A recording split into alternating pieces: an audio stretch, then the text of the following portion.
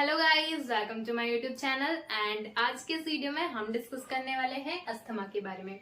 पिछले वीडियो में हमने शॉक के बारे में डिस्कस किया था एंड इन द नेक्स्ट हम देखने वाले हैं अस्थमा के बारे में। तो स्टार्ट करते हैं। अस्थमा क्रोनिक इन्फ्लामेटरी डिसीज है, किसकी? एयरवे की। It means it is one of the respiratory diseases, है ना। रिस्पिरेटरी डिसीजेस में से एक है अस्थमा। ये क्रोनिक इन्फ्लामेटरी डिसीज है जो कि मतलब बहुत लंबे समय से लंग्स के ब्रोंकाइज में अगर इन्फ्लामेशन हो जाता है तो उसकी वजह से अस्थमा कॉज होता है। नेक्स्ट वन इज, ये किससे होती है? ये एलर्जिक रिस्पॉन्स की वजह से होती है। किसकी वजह से होती है? Cause by an allergic response. Okay, मतलब किसी भी एलर्जी की वजह से अस्थमा हो सकता है। ये एलर्जिक भी होता है और नॉन एलर्जिक भी होता है, बट मोस्ट ऑफ द ये एलर्जिक होता है। Then next one is resulting narrowing of airway, है ना। इसकी वजह से, अस्थमा की वजह से जब एलर्जिक रिस्पॉन्स होता है तो जो एयरवे है वो क्या हो जाता है? नैरो हो जाता है। इट मीन्स अगर हमारी ब्रोंकाई कुछ इस तरह है तो इसमें इन्फ्लामेशन की वजह से इसकी मेम्ब्रेन्स इस तरह इन्फ्लेम्ड हो जाती है और ये एयरवे जो है नैरो, मतलब कि शॉर्टन हो जाता है। नेक्स्ट हम लोग देखेंगे कॉजेस ऑफ अस्थमा। अस्थमा किस वजह से कॉज होता है? अगर हम अस्थमा के कॉजेस की बात करें तो ये एनवायरमेंटल फैक्टर्स की वजह से होता है। एनवायरमेंटल फैक्टर इट मीन्स बहुत ज्यादा कोल्ड एयर एंड बहुत ज्यादा वार्म एयर, है ना। चेंज इन ह्यूमिडिटी, इसकी वजह से भी अस्थमा होने के चांसेस होते हैं। Next one is atmospheric pollutants, है ना। एटमोस्फेरिक पॉल्यूटेंट्स में क्या क्या आ जाएगा? Smoking and sulphur dioxide, ozone, industrial smoke, है ना। ये सब किस में आ जाएंगे? एटमोस्फेरिक पॉल्यूटेंट्स में। ये भी क्या कॉजेस है अस्थमा की। नेक्स्ट वन हम देखेंगे एलर्जन। एलर्जन का इनहेलेशन। इनहेलेशन का मतलब हम अगर इनहेल कर लेते हैं एलर्जेंस को, जो कि एलर्जी कॉज, एलर्जन क्या होते हैं? एलर्जी कॉज करने वाले एजेंट्स, है ना। उन्हें अगर हम इनहेल कर लेते हैं क्या हो सकता है? अस्थमा कॉज हो सकता है। Next one is most important stress. Stress, है ना। स्ट्रेस भी एक मोस्ट इम्पोर्टेंट कॉज है अस्थमा के लिए।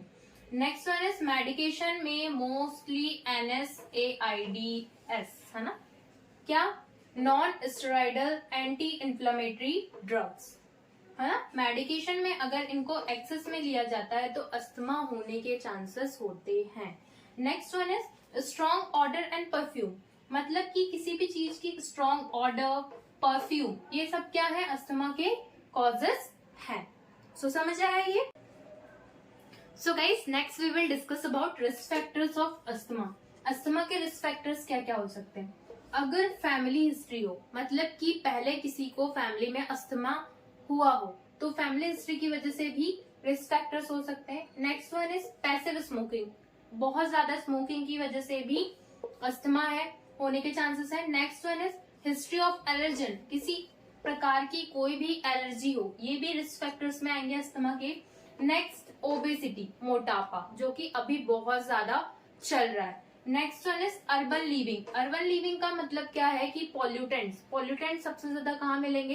अर्बन एरिया, मतलब पॉल्यूटेड एरियाज में। तो अगर अर्बन लिविंग है तो भी अस्थमा रिस्क फैक्टर, अस्थमा का ये रिस्क फैक्टर है। Next one is regular use of NSAIDs, है ना।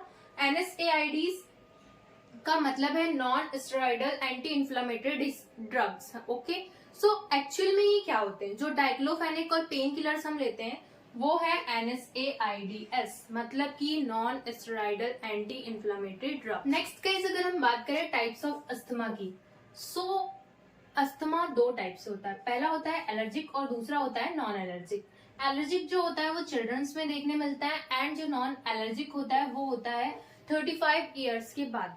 मोस्टली चिल्ड्रंस में देखने मिलता है, एडल्ट्स में भी देख सकते हैं इसे sometimes in rare cases. Okay, and जो नॉन एलर्जिक होता है वो above 35 years due to pollutants हमें देखने मिलता है।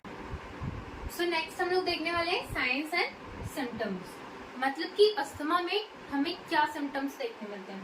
अगर हम सिम्टम्स की बात करें तो अस्थमा में वीजिंग साउंड आएगा, मतलब जब सांस लेते हैं तो सीटी की आवाज आती है। अस्थमेटिक पेशेंट्स को कभी भी आप देखेंगे तो उन लोगों के सांस लेने में सीटी जैसी आवाज, वीजिंग साउंड देखने मिलेगा। नेक्स्ट वन इज उन्हें कफिंग हमेशा होगी। नेक्स्ट वन इज डिस्निया, मतलब कि ब्रीथलेसनेस रहेगा। समटाइम चेस्ट पेन भी होता है, मैंने चेस्ट पेन ऐड नहीं किया है, समटाइम चेस्ट पेन भी उन लोगों को होता है। नेक्स्ट अगर हम देखें, नेक्स्ट बात करें तो चेस्ट टाइटनेस, मतलब कि उन लोगों को बहुत ही ज्यादा भारीपन लगता है चेस्ट में। नेक्स्ट वन अगर हम देखें, asthma attack. Asthma attack is most common, कुछ मिनट्स के लिए आता है, बट अस्थमा अटैक भी अस्थमा का ही एक सिम्टम है। ओके, तो नेक्स्ट हम डिस्कस करेंगे डायग्नोस्टिक इवैल्यूएशन, हमें क्या क्या करने चाहिए अगर एक अस्थमेटिक पेशेंट आपको लग रहा है कि इसे अस्थमा हो सकता है, तो उसके लिए डायग्नोस्टिक इवैल्यूएशन क्या क्या होने चाहिए। First of all physical examination होना चाहिए। Second one is history collection भी मोस्ट इंपॉर्टेंट है। थर्ड वन स्पायरोमेट्री से हम चेक कर सकते हैं। फोर्थ इज एबीजी टेस्ट, मतलब जो आर्टीरियल ब्लड गैस एनालिसिस होता है, एबीजी एनालिसिस। ओके, सो ये भी मोस्ट इंपॉर्टेंट है अस्थमा के डायग्नोसिस के लिए। Next one is chest X-ray. Chest X-ray. Third one is auscultation of breathing sound. Okay, जो वीजिंग साउंड आता है, मैंने बताया था सीटी जैसी आवाज आती है जब ब्रीथिंग मतलब कि सांस लेते हैं अस्थमेटिक पेशेंट्स, तो इसका अस्कल्टेशन करना है। ओके, सो ये सभी डायग्नोस्टिक इवैल्यूएशन है जो कि एक अस्थमेटिक पेशेंट के डायग्नोसिस में बहुत हेल्प करते हैं।